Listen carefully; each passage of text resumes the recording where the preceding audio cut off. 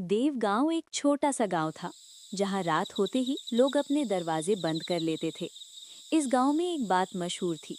गांव के बाहर वाली चाय की दुकान रात 11 के बाद भी कभी-कभी खुल जाती थी। बूढ़े कहते थे, वो दुकान सुबह नहीं देखती। रमेश, शहर का रहने वाला, अपनी गांव देवगांव पहली बार आया था। बस छूट गई, मोबाइल डेड और रात गहरी हो चुकी थी। दूर से एक पीली रोशनी दिखी। बस एक चाय, फिर निकल जाऊंगा। दुकान पुरानी थी। लकड़ी की बेंच, मिट्टी का चूल्हा और ऊपर लटकता हुआ एक ही बल्ब। अंदर एक बूढ़ा चाय वाला बैठा था, हाथ में लालटेन, चेहरा बिल्कुल शांत। बूढ़ा बोला, देर हो गई बेटा, फिर भी आ गए। बाबा, चाय मिलेगी या डर के साथ फ्री है? बूढ़े के होठों पर हल्की सी मुस्कुराहट आई।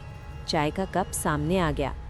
चाय स्वादिष्ट थी, लेकिन पीने के बाद रमेश को लगा जैसे दुकान थोड़ी और अंधेरी हो गई हो। रमेश ने इधर-उधर देखा। हवा रुक गई। बल्ब झिलमिला रहा था। बाहर के पेड़ हिल नहीं रहे थे। उसने देखा, बूढ़े का साया ही नहीं था। रमेश ने मजाक में कहा, बाबा, आप तो भूत लग रहे हो। अचानक दूसरी कुर्सी खिसकने की आवाज आई। रमेश ने मुड़कर देखा।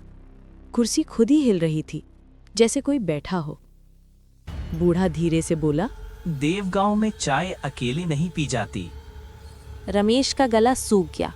बूढ़े ने लालटेन उठाकर कहा, इस दुकान का मालिक 12 साल पहले इसी रात मर गया था। उस रात भी वो किसी का इंतजार कर रहा था, बिल्कुल तुम्हारी तरह।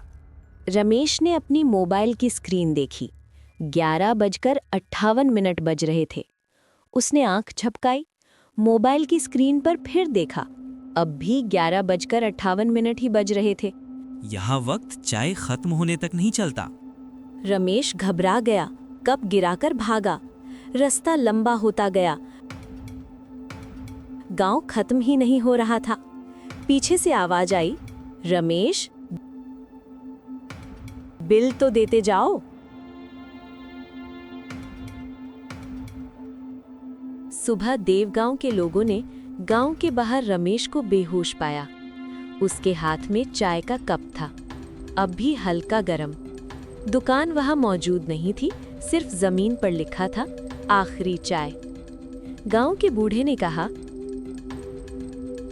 अच्छा है, जिंदा लौट आया है।